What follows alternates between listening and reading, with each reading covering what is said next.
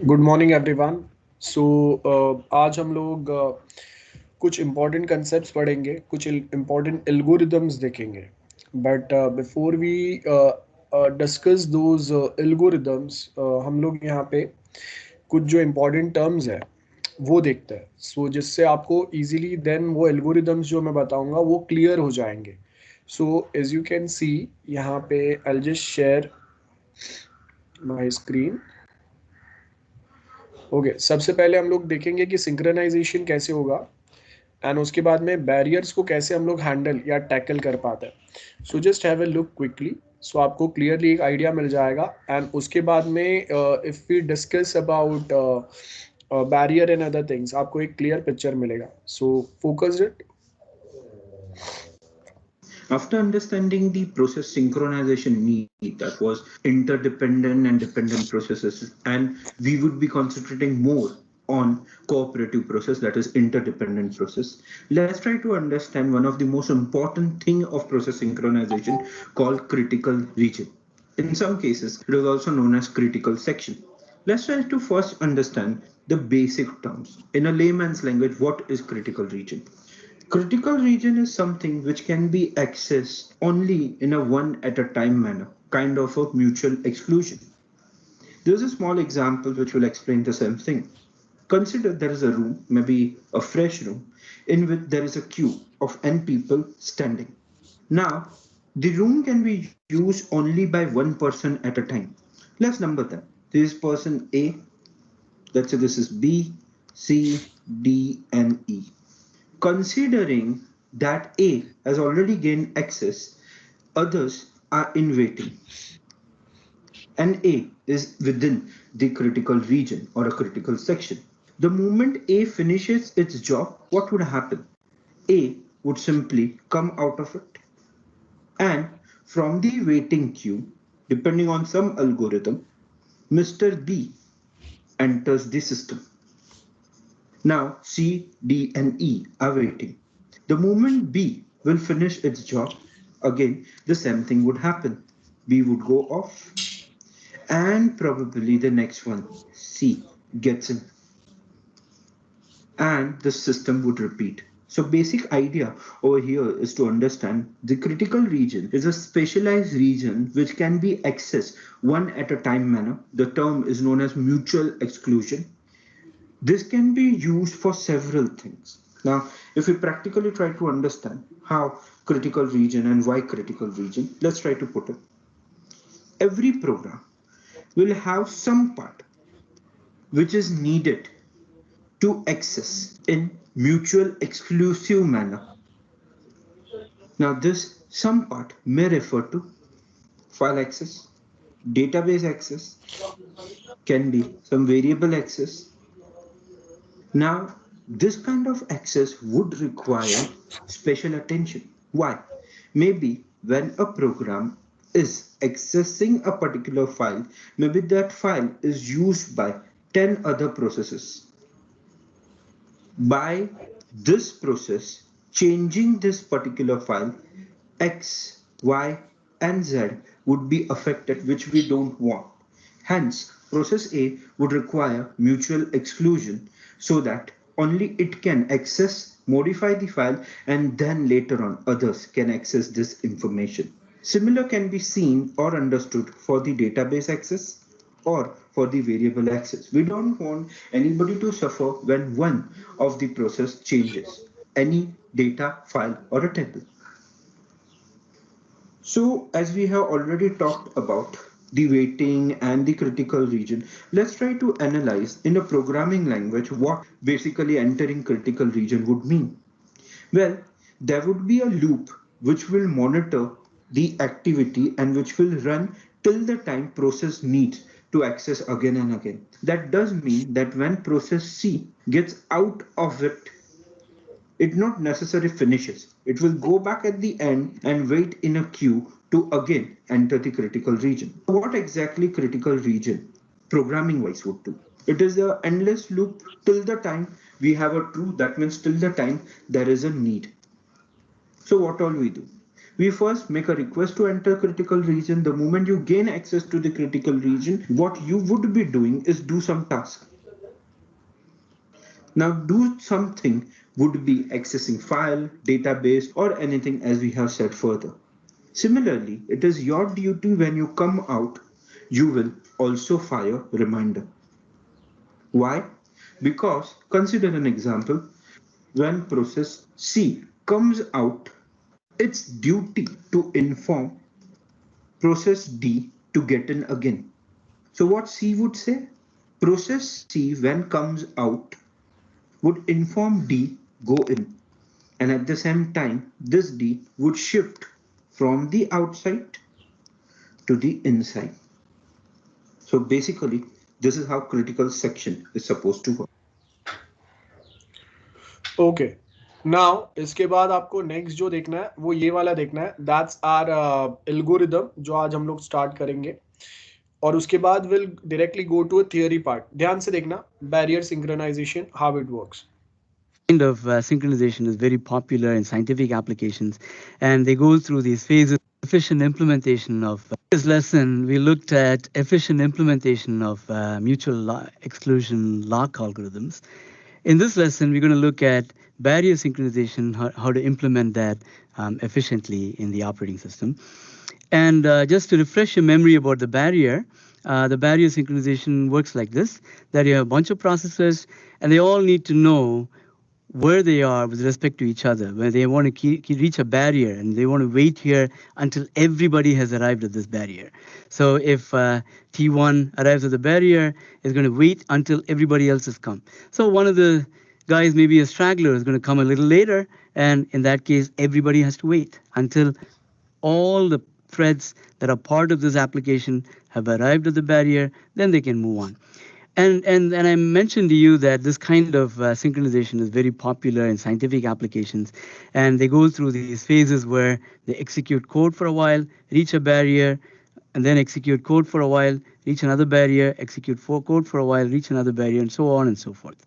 And I mentioned also that in real life, this happens quite often when we go to a dinner with a bunch of our friends, and some of us show up early and others come late. The usher is going to hold us all ransom. Wait till everyone is here. Until then, I cannot seat you. So that same sort of thing that's happening with the barrier, that all of the threads have to arrive at the barrier. Only then they can proceed on. So that's the semantic of the barrier synchronization. And I'm going to describe to you a very simple implementation of this barrier. The first algorithm I'm going to describe to you is what is called a centralized barrier, or also sometimes called a counting barrier. So centralized barrier, counting barrier, that's a name that's given to this. The idea is very, very simple. You have a counter, that's why it's called a counting barrier. You have a counter, and that counter is initialized to n, where n is the number of threads that need to synchronize at the barrier. And what is going to happen is that when a thread arrives at the barrier, it's going to atomically decrement the count. Key thing is it has to be done atomically. So once it is atomically decremented the count, then it's going to wait for the count to become 0. So long as the count is not 0, it's going to wait. So if the count is 0, we're going to do something else. But if the count is not 0, that means that I've arrived at the barrier, but I don't know where the others are yet. So I'm going to wait. So they're going to spin, and the spin is basically saying, while count is greater than 0, spin. And all the processors except the last one are going to be doing this spinning on count becoming 0.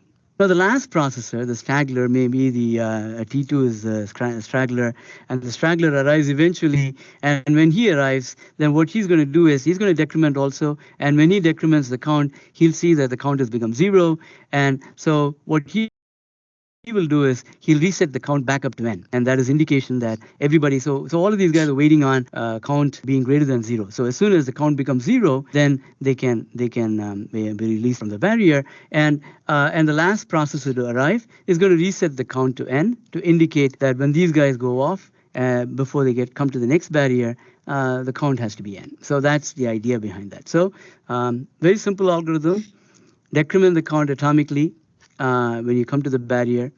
If the count is greater than 0, then you know that everybody has not arrived. Spin. and everybody except the last guy will do the spin, and the last guy that comes around decrements the counter and the counter becomes 0. And once the counter becomes 0, all the guys that are stuck here, they're going to be released.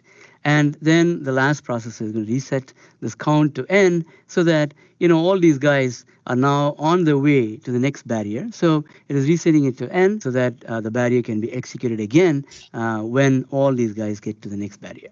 That's the idea behind the centralized barrier. Okay so दो algorithm दो techniques हम लोगों ने देखे जो आज हम लोग अभी नोट्स में डिस्कस करने वाले हैं. सो यहाँ पे if now you okay I just open PDF document now. So उसमें अगर आप देखेंगे the same thing is given, barrier synchronisation method. अब क्या बोला है देखो, it's a type of synchronisation where some application are divided into phases, बराबर है, and have the rule that no process may proceed to a next until all the processes are ready to proceed to a next phase. तो जैसे हम लोगों ने यहाँ पे देखा कि अगर सपोज हम लोग कोई पार्टी में आ रहे हैं तो जब तक सारे नहीं आ जाते तब तक हम लोग वापस पार्टी स्टार्ट नहीं कर सकते.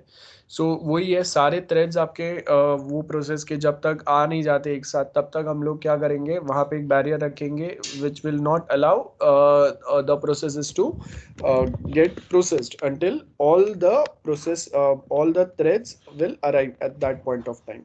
So यहाँ पे वही देखा है, this behavior may be achieved by placing a barrier at the end of each phase. ठीक है. सो जैसे हम लोगों ने क्या बोला है कि okay we have a barrier. कहाँ पे बैरियर है, तो suppose we are planning a party, तो जहाँ पे हम लोग पार्टी करने वाले हैं देयर इज अ बैरियर. तो जब तक अब आपका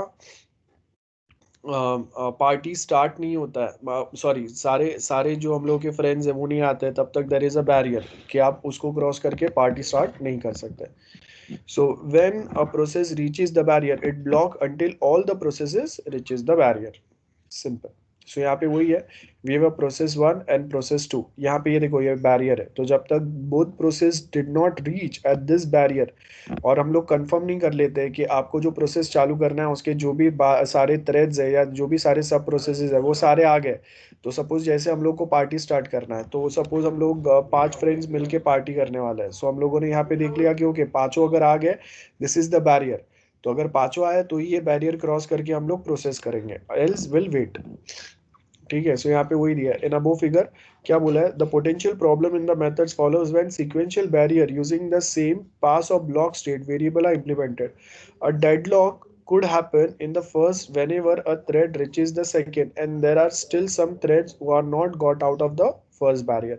तो जैसे हम लोगों ने क्या बोला है कि लेट्स सपोज हम लोग के पास फर्स्ट बैरियर क्या है कि भाई पेरेंट्स के पास से परमिशन लेना है ना, जो मोस्ट ऑफ हम लोग के साथ होता है कि चलो भाई गोवा जाना है सपोज.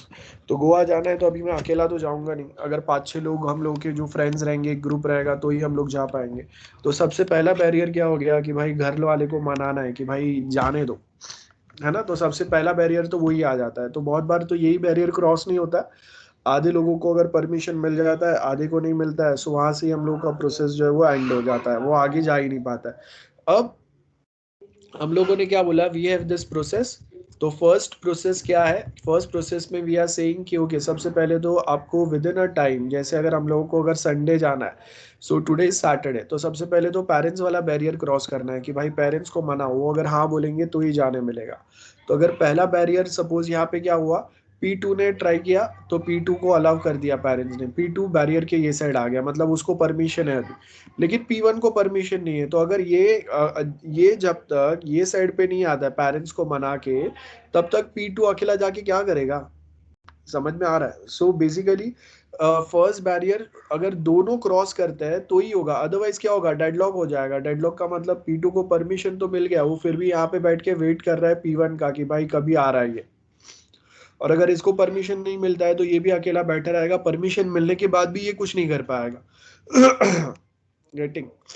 सो अब सपोज पेरेंट्स के पास से दोनों को परमिशन मिल गया P1 एंड P2 को, तो सेकंड बैरियर क्या आएगा, दोनों वापस जाके कहाँ पे मिलेंगे, गोवा पे कहीं पे, तो या ट्रेन या फ्लाइट जो भी पकड़ना है वहां पे मिलेंगे. सो जब दोनों साथ में मिलेंगे तभी तो दोनों साथ में जाएंगे. तो अगर दोनों सपोज साथ में फ्लाइट पकड़ रहे then they will reach Goa, then वहां पे जहाँ पार्टी कर रहे हैं वहां पे जाएंगे. सो ये वे में हम लोग के पास हर एक टाइम पे बैरियर्स रहेंगे. सो यहाँ पे वही बोला है व्हेन सीक्वेंशियल बैरियर, सीक्वेंशियल मतलब फर्स्ट बैरियर क्या था, पेरेंट्स के पास से परमिशन लेना, वो हो गया। देन सेकंड बैरियर क्या है कि दोनों साथ में ट्रेन में या फ्लाइट में जा रहे हैं, तो अगर मैं फ्लाइट के टाइम पे पहुंच गया, दूसरा नहीं पहुंचा, तो अब अगर मैं अकेला फ्लाइट पकड़ के क्या करूंगा, अकेला पहुंच के क्या करूंगा, so again I will wait, अगर वो नहीं आ रहा है तो डेडलॉक हो जाएगा, मुझे भी फ्लाइट छोड़ना पड़ेगा या ट्रेन छोड़ना पड़ेगा, सेम थिंग।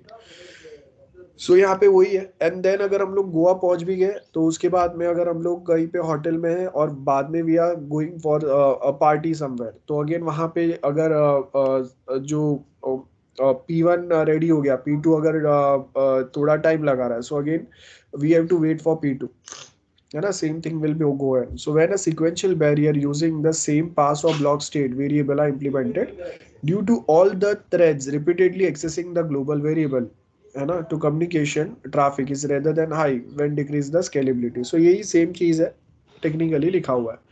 ओके, नेक्स्ट आपको क्या दिया है, वी हैव डिफरेंट प्रोसेसेस। देखो अभी हम लोगों ने यहाँ पे देखा क्रिटिकल फेज जो है वो अलग अलग प्रोसेसेस जो है वो यूज करेंगे, है ना, और वहां पे हम लोगों ने देखा कि okay first time someone will use, second time other will use. So अब यहाँ पे हम लोग को क्या बोला है, आपको डेडलॉक जो है वो नहीं रखना है, और किसी को भी ऐसा नहीं होना है कि मुझे टाइम ही नहीं मिला अपना प्रोसेस करने के लिए। तो वो टाइम पे हम लोग क्या करेंगे, हम लोग अलग अलग जो ये सिंक्रोनाइजेशन एल्गोरिदम है ना वो यूज करेंगे। और ये देखो ये जो भी आपको दिया है क्या बोला है, consider the following set of processes which arrives, बराबर, arrival times and the CPU burst time. CPU burst time मतलब जैसे अराइवल कब है, सब साथ में आए, 0 सेकेंड पे ही सारे आ गए एक साथ। और प्रोसेस 1 जो है इसको 15 मिली सेकेंड्स रिक्वायर्ड है, ये देखो ये जो भी नंबर्स दिए वो मिली सेकेंड्स में, ठीक है। प्रोसेस 2 को 5 मिली सेकेंड रिक्वायर्ड है, एंड प्रोसेस 3 को 13 मिली सेकेंड्स रिक्वायर्ड है। तो सीपीयू बर्स्ट टाइम है, मतलब इतना टाइम ये लोग लेंगे खुद को प्रोसेस करने के लिए। अब यहाँ पे हम लोग क्या बोल रहे हैं, we have different techniques, first come first serve, कि जो पहले आया वो पहले जाएगा, शॉर्टेस्ट जॉब फर्स्ट, कि जिसका काम छोटा है उसको पहले कर लेने दो, आपका काम बड़ा है तो आप बाद में करो। तो अगर शॉर्टेस्ट जॉब फर्स्ट अगर यूज करेंगे तो पहला P2 का नंबर आएगा, देन P3 आएगा, देन P1 आएगा, ये सीक्वेंस चलेगा। First come first serve base पे डालेंगे, तो जो सीक्वेंस में आए P1 P2 P3 यही सीक्वेंस में चलेंगे वो, है ना, तो ये पैटर्न होगा। सो यहाँ पे देखो फर्स्ट कम फर्स्ट सर्व, तो क्या होगा, P1 आया सबसे पहले, तो 0 सेकेंड पे P1 ने अपना काम चालू किया, उसका टोटल जो सीपीयू में काम चलेगा वो कब तक चलेगा, 15 सेकेंड्स तक, है ना। देन 15 सेकेंड के बाद P2 will start it's work, तो P2 को कितना सेकेंड्स रिक्वायर्ड है, देखो कितना मिली सेकेंड, 5 मिली सेकेंड रिक्वायर्ड है। तो 15 पे जो है यहाँ पे देखो, यहाँ पे दिया है आपको, अराइवल टाइम सबका सेम है, याद रखो, है ना, अराइवल टाइम सबका सेम है। P1 ने अपना काम इमीडिएटली जैसे ही आया वैसे चालू किया, मतलब ये इसने काम अपना इमीडिएटली चालू किया। वेटिंग टाइम इसका क्या है, कुछ भी नहीं है। वेटिंग टाइम कैसे कैलकुलेट करेंगे हम लोग, start time minus arrival time equal to waiting time मिलेगा। तो स्टार्ट टाइम इसका 0 ही है, अराइवल टाइम भी 0 है, मतलब आया वैसे ही उसने अपना प्रोसेस चालू कर दिया, तो इसका वेटिंग टाइम क्या हो गया, 0 हो गया, बराबर है। अब फिनिश कब कर रहा है, तो उसने अपना वेटिंग टाइम प्लस, यहाँ पे देखो आपको क्या बोला है, finish time equal to start time plus burst time. तो स्टार्ट कब किया उसने, 0 सेकेंड पे चालू किया, और फिनिश उसने कब किया है, मतलब उसने सीपीयू में कितना टाइम लिया, 15 मिली सेकेंड। सो 0 + 15 कितना होगा, 15 ही होगा। अब टर्न अराउंड टाइम मतलब finish time minus arrival time, तो अराइवल टाइम तो उसका 0 ही है, वेटिंग कुछ भी नहीं हुआ है, अराइवल एकदम 0 पे ही आया वो। फिनिश कितने टाइम में किया, 15 मिली सेकेंड में। तो यहाँ पे देखो आपका टर्न अराउंड टाइम जो है वो भी सेम ही रहेगा। याद रखो ये वे में आपको टेबल जो है वो कैलकुलेट करना पड़ता है कभी कभी, कभी कभी नहीं, एग्जाम में आएगा ये कैलकुलेशन। तो ये वे में आपको याद रखना है, सिंपल सा फॉर्मूला है, waiting time equal to start time minus arrival time, finish time equal to start time plus burst time, and turn around time equal to finish time minus arrival time. So यहाँ पे अभी आपको next क्या बोला है, P2 है, P2 ने अब उसका अराइवल टाइम क्या है, देखो 0 है, बराबर है। स्टार्ट टाइम कभी है उसका, P1 कंप्लीट होने के बाद में, तो मतलब 15 मिली सेकेंड पे वो चालू कर रहा है अपना काम। तो इसका वेटिंग टाइम क्या हुआ, स्टार्ट टाइम क्या उसका 15, अराइवल टाइम क्या है 0 है, तो 15 माइनस 0 मतलब 15 सेकेंड्स के लिए इसको, 15 मिली सेकेंड्स के लिए इसको वेट करना पड़ा। इसका फिनिश टाइम कितना होगा, तो 15 मिली सेकेंड जो उसने वेट किया प्लस 5 मिली सेकेंड जो वो सीपीयू में अपना काम प्रोसेस करेगा, तो टोटल इसका फिनिश टाइम कितना हुआ 20 मिली सेकेंड। टर्न अराउंड टाइम कितना होगा 20 मिली सेकेंड होगा। सेम वे P3 को कितना टाइम लग रहा है, बर्स्ट टाइम सीपीयू में 13 मिली सेकेंड इज रिक्वायर्ड। अब जब P3 को 13 मिली सेकेंड रिक्वायर्ड है, अब P3 अपना काम कब चालू करेगा, जब P2 खत्म करेगा। तो P2 ने अपना काम चालू किया 15 पे और खत्म किया 20 पे, तो P3 अपना काम कब चालू करेगा 20 मिली सेकेंड पे, तो इसका वेटिंग टाइम कितना हुआ 20 मिली सेकेंड हुआ। अब 20 प्लस 13 बराबर है 20 मिली सेकेंड मैंने वेट किया और 13 मिली सेकेंड मुझे अपना काम प्रोसेस करने के लिए लगा, तो टोटल 20 प्लस 13 कितना होगा 33 होगा। टर्न अराउंड टाइम भी कितना होगा 33 होगा। अब यहाँ पे तीनों जो है वो जीरो पे आ रहा है, इसके लिए तीनों का टर्न अराउंड टाइम जो है वो जीरो ही आ रहा है। अगर सपोज मैं बोलूंगा कि P3 अगर 10 मिली सेकेंड पे आ रहा है, सो यहाँ पे मैं क्या लिखूंगा 33 minus 10 equal to 23, that is a turn around time, ऐसा होगा। ओके, सो यहाँ पे आपको वही दिया है एवरेज टर्न अराउंड टाइम। अगर हम लोग कैलकुलेट करेंगे टोटल टर्न अराउंड टाइम हम लोगों ने क्या कैलकुलेट किया 15 P1 प्रोसेस के लिए, 20 दैट इज P2 प्रोसेस के लिए and 33 that is P3 process के लिए इक्वल टू 68 हुआ। वेटिंग टाइम कितना हुआ, P1 ने तो वेट नहीं किया लेकिन P2 ने 15 मिली सेकेंड्स के लिए वेट किया, P3 ने 20 मिली सेकेंड्स के लिए वेट किया, तो टोटल आपका वेटिंग टाइम कितना हुआ 35 मिली सेकेंड्स। अब एवरेज टर्न अराउंड टाइम अगर आपको निकालना है तो हम लोग क्या करेंगे, एवरेज टर्न अराउंड टाइम के लिए total turn around time divide by total number of processes. Total turn around time, तो टोटल टर्न अराउंड टाइम मेरा कितना है 68 है, और टोटल नंबर ऑफ प्रोसेसेस कितने हैं 3 प्रोसेसेस है, तो इसके लिए डिवाइड बाय 3 किया, तो आपको जो आंसर मिला that is the average turn around time. And same way में एवरेज वेटिंग टाइम हम लोग फाइंड करेंगे, that is 35, that is total waiting time divided by total number of processes, that is 3, तो 11.66 milliseconds। shortest job first, तो ऊपर जो हम लोगों ने देखा उसका सेम अपोजिट होगा, इक्वेशन या फॉर्मूला जो है वो सेम काम करेगा। देखो finish time turn around time यहाँ पे कुछ चेंजेस नहीं होंगे, हाँ सीक्वेंस चेंज हो जाएगा। सीक्वेंस कैसे चेंज होगा, सो P1 P2 P3 इसमें से सबसे छोटा जॉब किसका है P2 का है, तो फर्स्ट कौन जाएगा P2 जाएगा, उसके बाद में P3 जाएगा और लास्ट में P1 जाएगा, तो वेटिंग टाइम जो है वो यहाँ पे ऊपर नीचे हो जाएगा। तो P1 जैसे ही आया वैसे ही वो अपना प्रोसेस कंप्लीट करेगा, तो इसका वेटिंग टाइम इस बार 0 हो गया।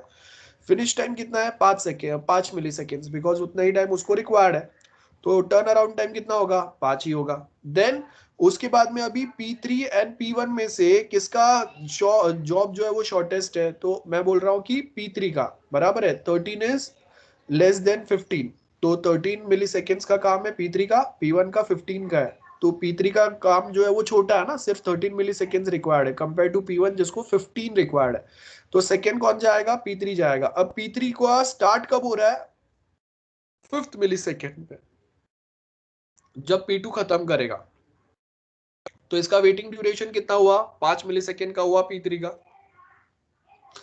फिनिश टाइम कितना हुआ 5 मिली सेकेंड जो उसने वेट किया और 13 मिली सेकेंड जो प्रोसेस करने के लिए हुआ उसका 5 प्लस 13 कितना हुआ 18 हुआ। टर्न अराउंड टाइम सेम होगा बिकॉज तीनों में वो turn around time arrival time तीनों का 0 है, इसके लिए यहाँ पे टर्न अराउंड टाइम जो उनका फिनिश टाइम है उतना ही वही टर्न अराउंड टाइम हो रहा है इन शॉर्ट। देन P1, सो अब जब P3 खत्म करेगा तो लास्ट में सबसे बड़ा जॉब P1 का है, इसके लिए लास्ट में आएगा, तो P3 ने अपना काम कब खत्म किया 18 मिली सेकेंड पे, तो ये इसका स्टार्ट टाइम कब होगा 18 होगा, बराबर है वेटिंग टाइम कितना हुआ 18 हुआ, प्लस 15 मिली सेकेंड उसको अपना काम करना है, तो 18 प्लस 15 कितना हुआ 33 हुआ, तो टर्न अराउंड टाइम कितना हुआ ये। सो अब यहाँ पे अगर आप देखेंगे यहाँ पे देखो हम लोगों को एवरेज टर्न अराउंड टाइम कितना हो रहा है 68 हो रहा है बराबर है, और एवरेज वेटिंग टाइम 35 हो रहा है, तो उसके कंपैरिजन में जब अगर मैं शॉर्टेस्ट जॉब फॉलो कर रहा हूं तो मेरा एवरेज वेटिंग टाइम जो है वो कम हो गया, ध्यान से देखो कंपेयर टू दिस। यहाँ पे अगर आप देखेंगे ये दोनों में, सो एवरेज मेरा turn around time and average waiting time दोनों जो है वो कहीं ना कहीं कम हो गए कंपेयर टू हम लोग का फर्स्ट वाला जो था that is first come first serve. तो इसके लिए हम लोग क्या यूज करते हैं, आपको अगर अपना एवरेज वेटिंग टाइम अगर कम करना है then will follow this technique that is shortest job first. So ये छोटा सा सिंपल सा कैलकुलेशन था। एनीवन एनी डाउट बताओ जल्दी से, किसी को कोई डाउट है? आई होप जो समझाया, एक्सप्लेन किया, क्लियर है सबको? किसी को भी डाउट है? Yes sir. Okay, then next is process scheduler है।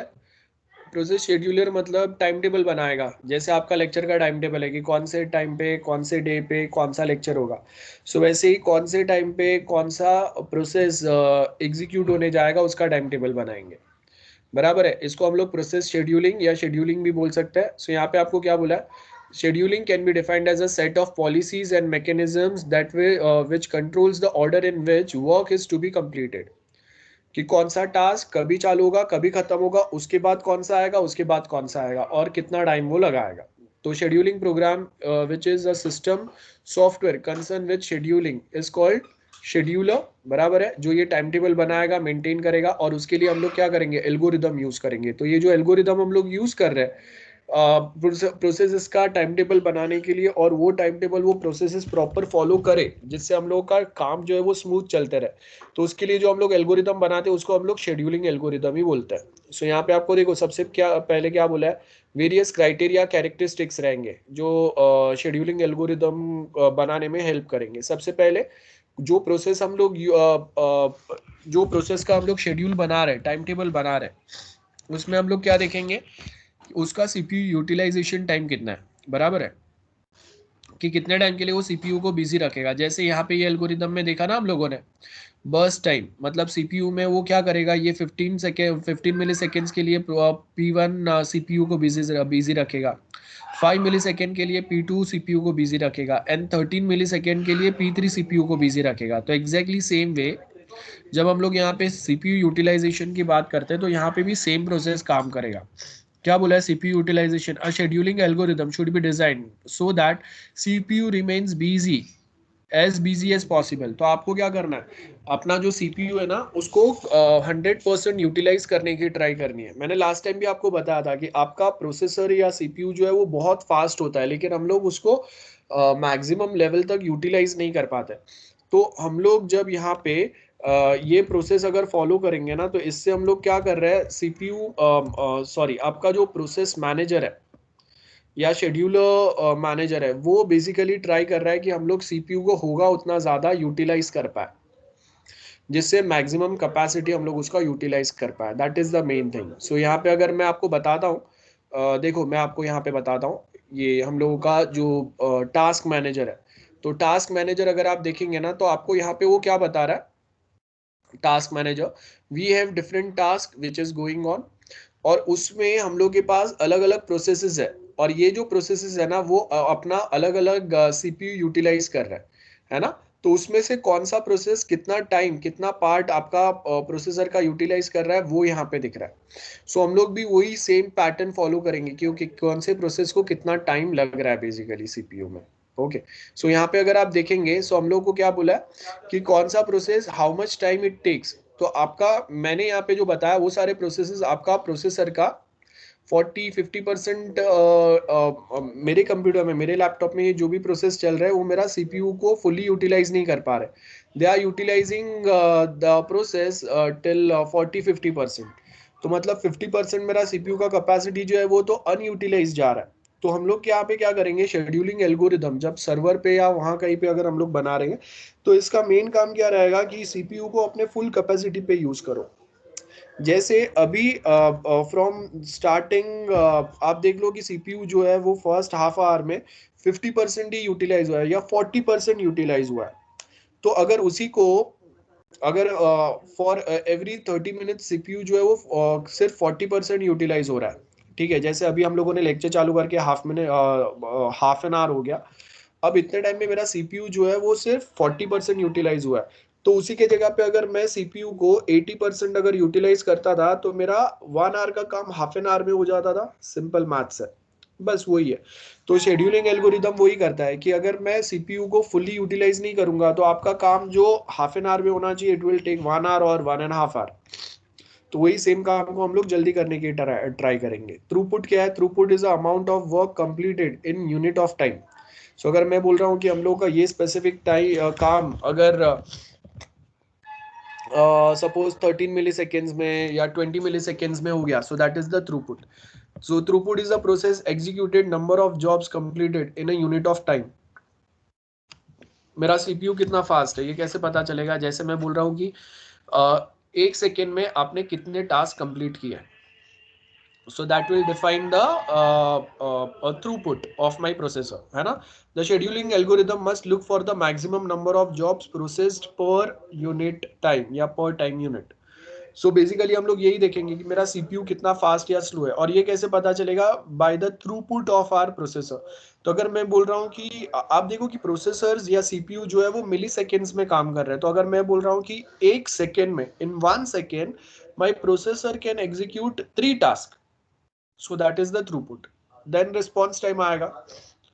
रिस्पॉन्स टाइम का मतलब क्या है? Time taken to start responding to the request. तो अगर मैं बोल रहा हूँ कि जैसे यहाँ पे अगर मैं सपोज कोई एक पीडीएफ पे डबल क्लिक कर रहा हूँ, तो वो पीडीएफ ओपन होने में कितना टाइम लग रहा है, that is the response time. तो यहाँ पे हम लोग क्या बोल रहे हैं? आपका आपका शेड्यूलर का मेन एम क्या है? Minimise the response time. That is the main aim of our scheduling algorithm. Response time minimise करने का मतलब क्या है कि अगर मैं कोई एक पीडीएफ फाइल, कोई वर्ड डॉक्यूमेंट पे अगर डबल क्लिक करता हूँ, it should open in a fractions of seconds और विद इन अ सेकेंड. तो वो आपका रिस्पॉन्स टाइम जो है वो बढ़ गया. अब कभी कभी क्या होता है, आपने देखा रहेगा, हम लोग एक्सेल फाइल या वर्ड डॉक्यूमेंट पे क्लिक करते हैं, it takes a lot of time to open that file. So ऐसा नहीं होना चाहिए. Then next is turn around time. So यहाँ पे क्या बोला है? Turn around time refers to a time between the moment of submission of the job or process and the time of its completion. Turn around time, ऊपर हम लोगों ने table में देखा ना, टर्न अराउंड टाइम क्या था यहाँ पे? टर्न अराउंड टाइम मतलब उसका जॉब कभी खत्म हुआ और वो कभी अराइव हुआ. तो अगर मैं बोल रहा हूँ कि सपोज प्रोसेस 1 जो है वो अराइव हुआ है 0 सेकेंड में, और उसको अपना काम खत्म करने मिल रहा है आफ्टर 40 सेकेंड, बराबर है? 40 मिली सेकेंड के बाद में P1 जो है इसका नंबर आ रहा है. तो 40 + 10 सेकेंड्स जो है वो ऑलरेडी आया, मतलब उसका टर्न अराउंड टाइम बहुत हाई हो गया. तो this should not be happen. तो वो हम लोग देखेंगे. वेटिंग टाइम कितना है वो देखेंगे. सो हम लोगों ने क्या देखा? जब अगर हम लोग shortest job first algorithm use करते हैं तो आपका वेटिंग टाइम जो है वो कम हो जाता है. तो अगर यहाँ पे हम लोग के शेड्यूलिंग एल्गोरिदम को भी मल्टी प्रोग्रामिंग सिस्टम में, जहाँ पे हर किसी को वो क्रिटिकल सेक्शन यूज करना है, जो फर्स्ट वीडियो में देखा आज का हम लोगों ने, तो हर किसी को वो क्रिटिकल सेक्शन यूज करना है हम लोग का प्रोसेसर का. तो वो टाइम पे हम लोग क्या करेंगे? To minimise the waiting time, बराबर है, to minimise the waiting time हम लोग क्या करेंगे? हम लोग शॉर्टेस्ट जॉब फर्स्ट टाइप का एल्गोरिदम यूज कर सकते हैं. गेटिंग. लेकिन अभी इसके भी कुछ डिसएडवांटेज है कि अगर शॉर्टेस्ट जॉब फर्स्ट अगर मैं यूज कर रहा हूँ, सपोज 50 प्रोसेस है, तो उसमें से जिसका सॉरी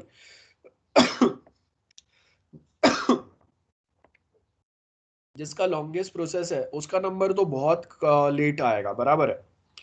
दूसरी बात, अब जो हम लोगों ने शॉर्टेस्ट जॉब फर्स्ट वाला जो एल्गोरिदम देखा, इसमें देखो हर कोई जो है ना वो 0 सेकेंड पे सेम टाइम पे आ गया. इसके लिए शॉर्टेस्ट जॉब फर्स्ट हम लोगों को बहुत इजी लगा.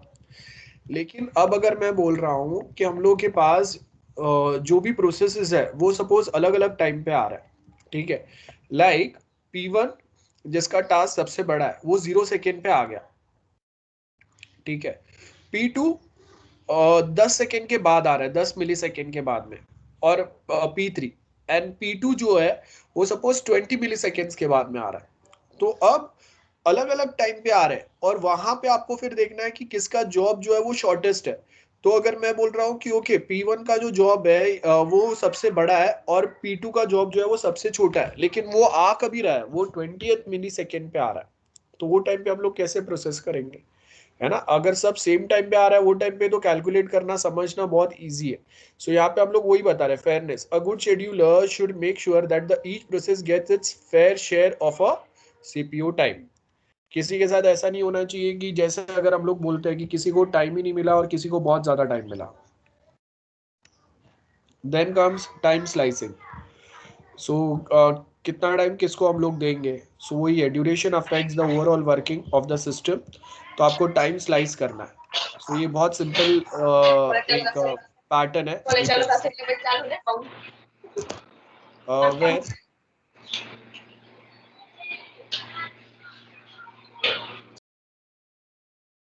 सो एज यू कैन सी यहाँ पे आपको क्या बोला है, time slicing, it's a duration affect the overall working. Time slicing जहाँ पे हम लोग टाइम टेबल बनाएंगे, जैसे हम लोग के पास कॉलेज का आपका FIBA-CIT डेली सपोज हम लोगों को 6 आवर्स दिए है कि 6 आवर्स में आपका टाइम टेबल बनाना है, तो मैं क्या करूँगा, मंडे के 6 आवर्स में मैं 2 सब्जेक्ट के लेक्चर, 1-2 सब्जेक्ट के प्रैक्टिकल डालूंगा, देन ट्यूसडे वापस 1-2 सब्जेक्ट के लेक्चर्स, 1-2 प्रैक्टिकल्स, वापस प्रैक्टिकल लेक्चर, ये कॉम्बिनेशन हम लोग ऐड करेंगे, जिससे हर सब्जेक्ट को मिनिमम 4 लेक्चर पर वीक मिले और 2 प्रैक्टिकल मिले पर वीक, तो जिससे हर सब्जेक्ट को इक्वल टाइम मिले टू कंप्लीट इट्स सिलेबस। ये सेम पैटर्न हम लोग यहाँ पे भी फॉलो करेंगे कि जो भी प्रोसेसेस है वो अगर सेम टाइप के, तो आपका अगर मैं बोलता हूँ कि FIBA-CIT में जो भी सब्जेक्ट्स है वो सारे सेम लेवल के, ऐसा नहीं है कि कोई एक सब्जेक्ट बहुत ज्यादा टफ या हार्ड दे दिया है और दूसरा सब्जेक्ट बहुत ज्यादा सिंपल है। हाँ, it's up to the student कि उनको कोई सब्जेक्ट टफ या इजी लगता है, लेकिन नॉर्मली जब अगर हम लोग डिजाइन करते हैं तो हम लोग सारे सब्जेक्ट सेम डिफिकल्टी लेवल के रखते हैं। ठीक है, अब आप वो सब्जेक्ट को कैसे पढ़ते हैं, समझते हैं, उसके बेस के ऊपर आपको कोई एक सब्जेक्ट टफ या हार्ड लगता है। सो अब अगर मैं क्या बोल रहा हूँ, कोई सब्जेक्ट आपके लिए टफ है तो उस पे को आप ज्यादा टाइम देंगे, कोई एक सब्जेक्ट आपके लिए इजी है तो वो आपका बहुत जल्दी से पढ़ के उसका असाइनमेंट ये वो बहुत जल्दी हो जाएगा। तो एग्जाम में भी अब आपको टाइम स्लाइस करना है कि आपके पास 1 महीना बचा है, 5 सब्जेक्ट पढ़ना है, तो उसमें से कौन से सब्जेक्ट को आप कितना टाइम देंगे, तो वो हम लोग कैसे डिफाइन करेंगे। जो टफ सब्जेक्ट है मतलब उसको प्रोसेस करने में ज्यादा टाइम लगेगा, याद करने में, समझने में ज्यादा टाइम लगेगा, तो हम लोग उसको ज्यादा टाइम देंगे। 1 मंथ आपके पास है, बराबर है, 30 डेज है मतलब, और 5 सब्जेक्ट करना है, तो मतलब अगर मैं इंडिविजुअली डिवाइड करूँ तो 5 6 कितना होता है, 30 होता है। सो आपके पास पर सब्जेक्ट 6 डेज का टाइम है। लेकिन अगर मैं बोल रहा हूँ कि एक सब्जेक्ट मेरा बहुत सिंपल है, अब वो सब्जेक्ट मैं सपोज 3 डेज में कंप्लीट कर सकता हूँ, तो आपके पास उसके 3 एक्स्ट्रा दिन बच गए। तो अब क्या करेंगे आप, जो 1-2 सब्जेक्ट आपके डिफिकल्ट है उसमें आप ये 3 3 डेज जो है वो इक्वली कहीं ना कहीं डिवाइड कर देंगे। जैसे अभी मेरा एक जॉब मैंने 3 डेज में खत्म कर दिया एक सब्जेक्ट, तो बाकी जो मेरे 2 सब्जेक्ट है जो टफ है उसके लिए मेरे पास 1.5 डे बढ़ गया। आई होप समझ में आ रहा है। तो सेम चीज यहाँ पे होगा। अब यहाँ पे हम लोग ये चीजों को शेड्यूल कैसे करेंगे, उसके लिए यहाँ पे हम लोग के पास एक शेड्यूलिंग एल्गोरिदम है जिसका नाम है round robin.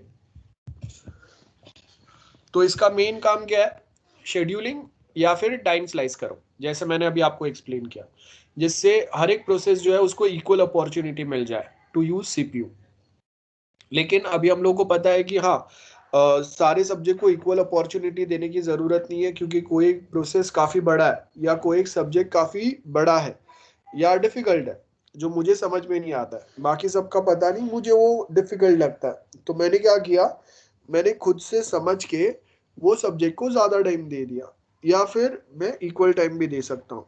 Right, so equal time का मतलब क्या होगा, 5 सब्जेक्ट है, 1 महीना है आपके पास एग्जाम के लिए, तो आप क्या करेंगे, पांचों सब्जेक्ट को इक्वली डिवाइड करेंगे विद इन 30 डेज 1 मंथ में, तो पर सब्जेक्ट आपको कितना टाइम मिलेगा, 30 डेज का टाइम मिलेगा। It is as simple as that.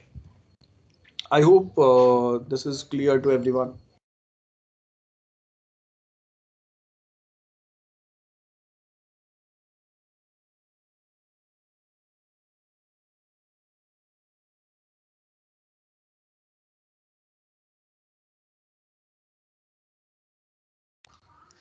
Now next अगर आप देखेंगे यहाँ पे आपको क्या बोला है, ड्यूरेशन ऑफ टाइम स्लाइस और क्वांटम कितना रहेगा। Performance of time slice policy is heavily dependent on size and duration of the time quantum. When time quantum is very large, round robin policy becomes first come first serve. बराबर है, मतलब क्या है, अगर मेरे पास बहुत आराम से बहुत टाइम है, जैसे सेमेस्टर चालू हुआ तब से अगर मैं हर एक सब्जेक्ट के लिए ड्यूरेशन अगर डिफाइन कर रहा हूं, तो अब एग्जाम टाइम पे आपके पास टाइम कम है, तो वो टाइम पे आप क्या करेंगे, जो इजी सब्जेक्ट है उसको पहले खत्म करो, डिफिकल्ट के लिए ज्यादा टाइम रखो। बराबर है, या फिर एक ही सब्जेक्ट के अंदर अगर आप टाइम स्लाइस करना है तो कैसे करेंगे कि भाई जो इम्पोर्टेंट टॉपिक है या जो आपको अच्छे से आता है उसको पहले पढ़ के खत्म करो, जो नहीं समझ में आता है उसको बाद में हम लोग रखेंगे कि हाँ जितना हुआ उतना ठीक है। सो वैसे ही है कि यहाँ पे अगर आपके पास टाइम कम है तो हम लोग वही एग्जाम के पहले जैसा पढ़ते हैं हम लोग, है ना, एकदम स्पीड बढ़ जाता है, हर यूनिट एकदम बहुत जल्दी से खत्म हो जाता है। लेकिन अगर वही सेम चीज अगर मैं यूनिट सेमेस्टर के स्टार्टिंग में बोलता हूँ तो क्या होगा, अरे पूरा सेमेस्टर पढ़ा है, 6 महीने पढ़े, हर सब्जेक्ट को एक एक महीना भी दूंगा तो भी बहुत आराम से हो जाएगा, बराबर है। तो मतलब you have all the time in world. So वो टाइम पे हम लोग क्या करेंगे, बहुत आराम से जो पहले आ रहा है वो पढ़ो, उसके बाद जो आ रहा है वो पढ़ो, भले ज्यादा टाइम लग रहा है, वी डोंट केयर। तो सेम वे यहाँ पे राउंड रॉबिन का भी वही पॉलिसी है, अगर आपके पास इनफ टाइम है तो फर्स्ट कम फर्स्ट सर्व, जो पहले आ रहा है उसको पहले पढ़ो। Then too short quantum cause too many processes or a context switch and reduce the CPU efficiency. अब यहाँ पे हम लोग क्या बोल रहे हैं, यहाँ पे हम लोग छोटा छोटा छोटा छोटा नहीं पढ़ेंगे। अब अगर मैं बोल रहा हूँ कि एग्जाम टाइम आ गया तो मैं 1 घंटा ये सब्जेक्ट पढ़ूंगा, 1 घंटा ये सब्जेक्ट पढ़ूंगा, 1 घंटा ये पढ़ूंगा, तो सब खिचड़ी हो जाएगा, एक भी याद नहीं रहेगा। तो वैसा भी नहीं होना चाहिए, वो आपका दिमाग का एफिशिएंसी कम करेगा। सीपीयू क्या है, कंप्यूटर का दिमाग है। तो जैसे सीपीयू का एफिशिएंसी कम होता है ना, वैसा आपका एफिशिएंसी भी कम हो जाएगा। अगर मैं बोलता हूँ कि ठीक है चलो आपको 1 घंटा ऑपरेटिंग सिस्टम पढ़ना है एग्जाम के पहले, 1 घंटा देन आपको सी प्लस प्लस पढ़ना है, फिर 1 घंटा आपको डीबीएमएस पढ़ना है, फिर 1 घंटा आपको वेब प्रोग्रामिंग पढ़ना है, फिर 1 घंटा आपको ऑपरेटिंग सिस्टम पढ़ना है। तो अगर आप कंटिन्यूअसली एक दिन में ऐसे एक एक घंटा अलग अलग सब्जेक्ट पढ़ोगे तो एक भी ढंग से याद नहीं रहेगा।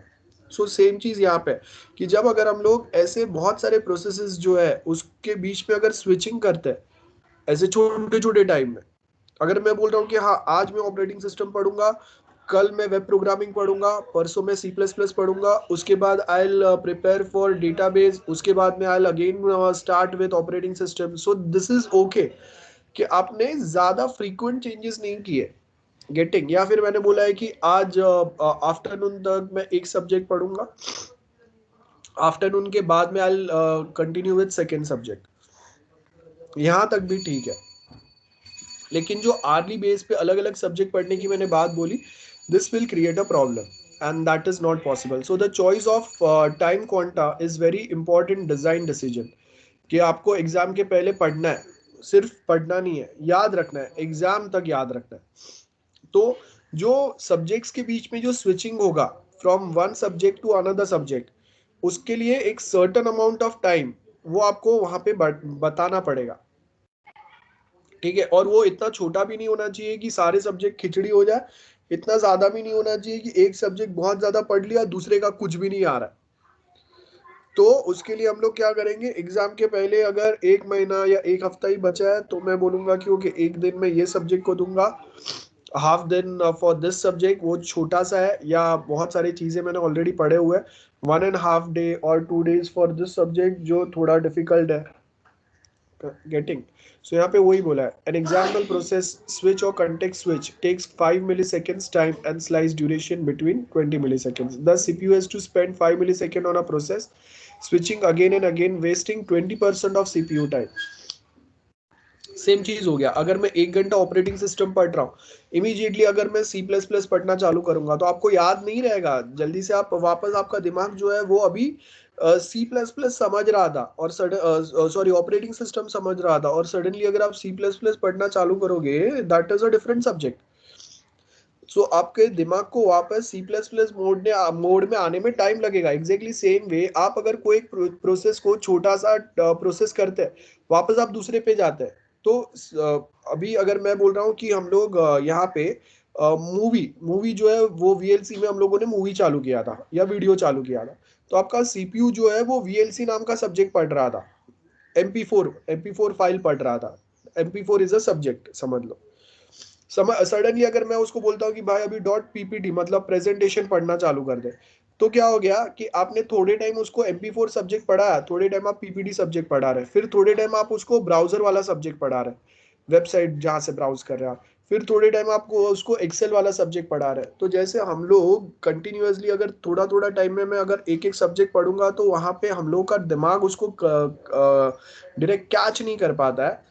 आपका दिमाग का जो प्रोसेसिंग पावर है वो वेस्ट होगा। एग्जैक्टली सेम वे यहाँ पे भी वो वेस्टिंग आता है। गेटिंग? सो अगर मैं सीपीयू को थोड़ा थोड़ा टास्क करने के बाद में उसको भी अगर मैं दूसरे दूसरे सब्जेक्ट पे लेके जाऊंगा ना, तो यहाँ पे सीपीयू का भी जो प्रोसेसिंग पावर है वो वेस्ट हो रहा है, क्योंकि उसको भी वापस वीएलसी से वापस पीपीटी पढ़ना पड़ेगा। तो वो डायरेक्टली वीएलसी से एमपी4 फाइल से जब वीएलसी पीपीटी पे आएगा तो उसको भी टाइम लगेगा, जैसे हम लोग के दिमाग को टाइम लगता है। तो यहाँ पे हम लोग क्या बोल रहे हैं कि जैसे हम लोग के पास टाइम कितना है, 500 मिली सेकेंड है और 10 प्रोसेसेस है हम लोग के पास, बराबर है। तो इसके बीच में आपको डिवाइड करना है वो टाइम को। सो हम लोगों ने क्या बोला, P1 starts executing for the first time slash, then P2 आएगा तो P2 will have to wait for half second, बराबर है, and waiting time for other process will increase. So अगर P1 ने चालू किया अपना काम हाफ सेकेंड के लिए, वही अपना काम अगर प्रोसेस कर रहा है, तो फिर क्या होगा, P2 को थोड़े टाइम के लिए वेट करना पड़ेगा। देन P2 के बाद जो दूसरा प्रोसेस आएगा उसके लिए और वेटिंग टाइम बढ़ जाएगा। देन P3 P4 के लिए तो और वेटिंग टाइम बढ़ जाएगा। तो ऐसे करते करते जो लास्ट में आएगा वो तो बंदा बेचारा बहुत अनलकी हम लोग कंसिडर कर सकते हैं। सेम एग्जाम्पल आप समझ लो कि एग्जाम में वाइवा जो होता है, तो अगर मैं बोल रहा है कि मैं रोल नंबर वाइज अगर वाइवा लूंगा, तो सबसे फर्स्ट प्रोसेस कौन आएगा, रोल नंबर 1 आएगा जिसका वाइवा हो गया। और जो रोल नंबर 60 या 70 जो भी लास्ट रोल नंबर रहेगा, उसके पहुंचने तक तो जो एग्जामिनर जो वाइवा ले रहा है वो फ्रस्ट्रेट हो गया रहेगा। P1 का वाइवा बहुत अच्छे से होगा, 10 सवाल पूछेंगे, ये वो बहुत स्मूथली चलेगा। धीरे धीरे धीरे धीरे धीरे धीरे जैसे हम लोग 30 पे पहुंचते हैं, 40 पे पहुंचते हैं, वैसा जो एग्जामिनर है जो वाइवा ले रहा है वो भी फ्रस्ट्रेट हो जाएगा थोड़े बहुत लोगों के आंसर्स सुन के, है ना। टाइम कम होते जाएगा। तो फिर ऑन टाइम आपको चीजें खत्म करना है, तो हम लोग क्या करेंगे, जहाँ पे मैंने पहले स्टूडेंट को 10 सवाल पूछे थे, मैं अभी लास्ट स्टूडेंट को 2 सवाल पूछूंगा, नहीं आया छोड़ दो चलो। सो ये यहाँ पे ये प्रॉब्लम होता है। तो जो लास्ट जो आएगा वाइवा में, that's considered as a unlucky, जिसको बहुत ज्यादा टाइम तक वेट करना पड़ा।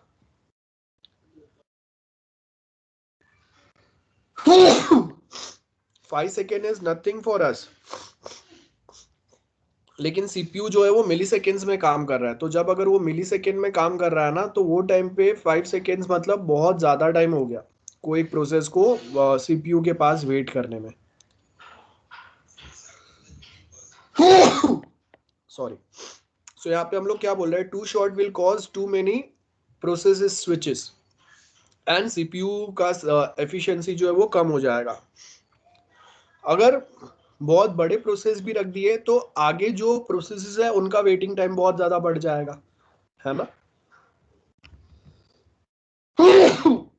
सॉरी। तो मैं ऐसा भी नहीं कर सकता कि कोई एक प्रोसेस मैं 5-5 मिली सेकेंड्स के बना दूं, तो उससे स्विचिंग जो होगा प्रोसेसेस के बीच में, उसमें सीपीयू का बहुत ज्यादा एफिशिएंसी टाइम वेस्ट हो जाएगा। और मैं ऐसा भी नहीं कर सकता कि एक प्रोसेस जो है वो पूरा 1 सेकेंड चलेगा, तो उससे बाकी प्रोसेसेस का वेटिंग टाइम बहुत ज्यादा हो जाएगा। तो आपको बहुत इक्वली डिसाइड करना है कि कौन से प्रोसेस को कितना टाइम मिलेगा, ठीक है। Then next comes what is shortest remaining time या SRT शेड्यूलिंग। ये जो है हम लोगों का इसमें अगर आप देखेंगे अराइवल टाइम, देखो हर कोई अलग अलग टाइम पे अराइव हो रहा है, बराबर है। और आप चालू कैसे करेंगे, जिसका टास्क शॉर्टेस्ट है उसको पहले चालू करेंगे। बर्स्ट टाइम क्या बता रहा है, जॉब 1 को 7 सेकेंड्स की जरूरत है, चलो सेकेंड्स में ही कैलकुलेट करते हैं, ठीक है। जॉब 1 को 7 सेकेंड्स की जरूरत है, जॉब 2 को 4 सेकेंड्स की जरूरत है, job 3 9 seconds and job 4 5 seconds. So इसमें जॉब 2 जो है इसको सबसे कम टाइम रिक्वायर्ड है, then job 4, then job 3, then job 1। लेकिन अब प्रॉब्लम क्या है, देखो जॉब 1 सबसे पहले आ रहा है, वो टाइम पे उसका बर्स्ट टाइम 7 है, मतलब वो टाइम पे मेरे पास कोई दूसरा जॉब है ही नहीं। तो क्या हो गया, अगर मैं शॉर्टेज जॉब कंसिडर करूंगा तो शॉर्टेज जॉब कौन सा है मेरे पास, जॉब 1 ही शॉर्टेज जॉब है, क्योंकि वो 0 सेकेंड पे अराइव हुआ है और वो 0 सेकेंड पे बाकी कोई दूसरे प्रोसेस नहीं आया। तो वो टाइम पे जो मेरा प्रोसेस है वही शॉर्टेस्ट है ना, मुझे मेरे पास कंपेयर करने के लिए दूसरा जॉब ही नहीं है ना। बराबर है। मैं बोल रहा हूँ कि जॉब 1 जो है इसका अराइवल टाइम 0 सेकेंड है और सीपीयू स्लाइस उसको कितना चाहिए 7 सेकेंड्स का। अब ये जॉब बड़ा है या छोटा ये कैसे पता चलेगा? जब दूसरा जॉब जो मेरे पास आएगा और उसको सीपीयू टाइम कितना चाहिए उसके साथ में कंपेयर करूंगा। तो अब अगर मेरे पास एक ही जॉब है और वो भी 0 सेकेंड पे अराइव हो रहा है, दूसरा जॉब है ही नहीं कंपेयर करने के लिए, तो this is the shortest job for me as of now. So यहाँ पे आपको क्या बोला है देखो, जो 0 सेकेंड पे जो जॉब 1 आया उसने 1 सेकेंड के लिए अपना काम प्रोसेस किया, बराबर है। लेकिन वो 1 सेकेंड के लिए जैसे ही उसने काम खत्म किया तो अभी बर्स्ट टाइम इसको 7 सेकेंड का टाइम चाहिए था, 1 सेकेंड का काम इसने कर लिया, तो अभी कितना टाइम इसका कितना टाइम इसको अभी और रिक्वायर्ड है 6 सेकेंड का। लेकिन वो टाइम पे हम लोग के पास जॉब 2 आ गया जिसको 4 सेकेंड का ही काम रिक्वायर्ड है, तो अभी हम लोग का सीपीयू क्या करेगा एज पर दिस एल्गोरिदम, वो जॉब 1 से स्विच करके खुद को कहाँ पे लेके जाएगा जॉब 2 पे, और 4 सेकेंड का जो जॉब 2 का काम है वो खत्म करेगा। अब जब तक वो जॉब 2 का काम खत्म कर ही रहा है तभी आपके पास जॉब 4 आ गया जिसको 5 सेकेंड का ही काम है। तो यहाँ पे देखो जो जॉब 1 है इसका 1 सेकेंड का काम स्टार्टिंग में हो गया, as you can see here job 1 का 1 सेकेंड का काम हो गया यहाँ पे, बराबर है। अब उसको क्या करना है, उसको बाकी का 6 सेकेंड का काम अपना खत्म करना है ना। टोटल यहाँ पे उसको सीपीयू टाइम कितना चाहिए था 7 सेकेंड का, तो वो 0 सेकेंड पे आया, वो टाइम पे कोई दूसरा जॉब नहीं था, तो सीपीयू ने 1 सेकेंड के लिए उसका काम प्रोसेस किया। अब 6 सेकेंड का काम उसका बचा हुआ है, लेकिन वही सेम टाइम पे मेरे पास जॉब 2 आया जिसको 4 सेकेंड का ही काम था, तो मैंने क्या बोला कि भाई रुक जा, तेरा काम जो है वो बड़ा है 6 सेकेंड का है, जॉब 2 का काम सिर्फ 4 सेकेंड का है, तो उसका काम मैं खत्म करता हूँ। तो फर्स्ट सेकेंड से जॉब 2 का काम चालू हुआ तो 4 सेकेंड के लिए चला, तो फर्स्ट सेकेंड से अगर चालू होगा तो कहां तक जाएगा 5 सेकेंड तक उसका काम होगा। अब 5th सेकेंड पे जैसे ही जॉब 2 ने अपना काम खत्म किया, वो टाइम तक हम लोग के पास जॉब 4 जो है वो ऑलरेडी अवेलेबल है जिसको कितने टाइम कितने सेकेंड्स का काम है 5 सेकेंड का। तो अब अगर मैंने कंपेयर किया कि जॉब 1 को 6 सेकेंड के लिए सीपीयू रिक्वायर्ड है, जॉब 4 को 5 सेकेंड के लिए रिक्वायर्ड है, तो अभी मेरा जो शॉर्टेस्ट जॉब है वो कौन सा हो गया जॉब 4 हो गया। तो बाद में मैंने 5 सेकेंड सीपीयू टाइम किसको दे दिया जॉब 4 को दे दिया। अब 5 सेकेंड से अगर 5 सेकेंड हम लोग कंसिडर करेंगे, बराबर है, 5th सेकेंड पे जॉब 4 चालू हुआ, उसको कितना सेकेंड्स रिक्वायर्ड था 5 सेकेंड, सो 5 + 5 कितना हुआ 10, तो 10 सेकेंड पे जॉब 4 ने अपना काम खत्म किया। अब देखो 10 सेकेंड पे जब जॉब 4 खत्म हो रहा है वो टाइम पे अभी मेरे पास 2 जॉब बचे, एक जॉब 3 एंड एक जॉब 1।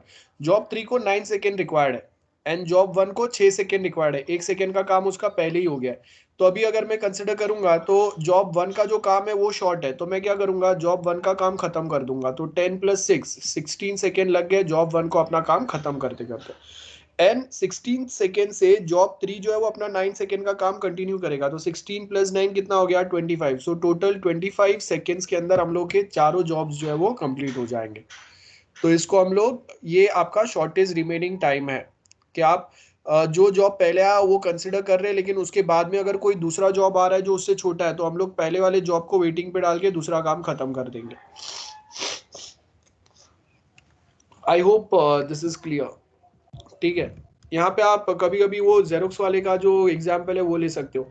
कभी कभी आपने देखा रहेगा कि 1-2 पेज का ही जेरोक्स है, तो वो आपका अगर 10 पेज जेरोक्स निकालने हैं या 20-50 पेज निकालने हैं, तो 1-2 पेज वाले जो है ना उसको खत्म कर देगा, सो दैट क्या होगा उसके आगे से जो कस्टमर का लाइन है वो कम होते जाए। अब 100 पेज का मेरा जेरोक्स है और बाकी जो 10 लोग आए उनको सिर्फ 2-2 पेज ही जेरोक्स निकालना है, तो 100 पेज के लिए अगर वो 2-2 पेज वाले अगर वेट करेंगे तो ये तो फेयर नहीं हुआ। तो हम लोग क्या करेंगे, दुकान के बाहर जो क्यू है ना, उसको कम करने के लिए जो छोटे छोटे जॉब है उसको पहले खत्म कर दो, और जो बड़े जॉब है उसको हम लोग कंटिन्यूअसली जैसे जैसे टाइम मिलेगा वैसे खत्म करते जाएंगे। सो वही सेम चीज यहाँ पे बताया, तो टर्न अराउंड टाइम किसका कितना हुआ, जॉब 1 ने अपना पूरा काम खत्म करने में कितना टाइम लिया 16 सेकेंड, जॉब 2 को फर्स्ट सेकेंड पे चालू हुआ 5th पे खत्म हो गया, ज्यादा टाइम नहीं लगा। जॉब 4 5th पे आए, देखो अराइवल टाइम क्या है उसका 4 सेकेंड, काम चालू कब हुआ 5th सेकेंड, मतलब एक ही सेकेंड का वेटिंग टाइम हुआ और 10वें सेकेंड पे तो काम खत्म भी हो गया। सो वही है देखो यहाँ पे जॉब 2 5 सेकेंड उसको टोटल टाइम लगा, 1 सेकेंड उसने वेट किया है, तो टोटल उसका टर्न अराउंड टाइम कितना हुआ 4 सेकेंड का हुआ। जॉब 3 3rd सेकेंड पे आता है सिस्टम में, बराबर है, एंड देन उसको अपना काम खत्म करते करते ये 25 लगता है, तो टोटल उसका टर्न अराउंड टाइम 22 सेकेंड्स है. सेम वे बाकी सब, तो ये सेम है, nothing new. Okay, then we have highest response ratio next scheduling.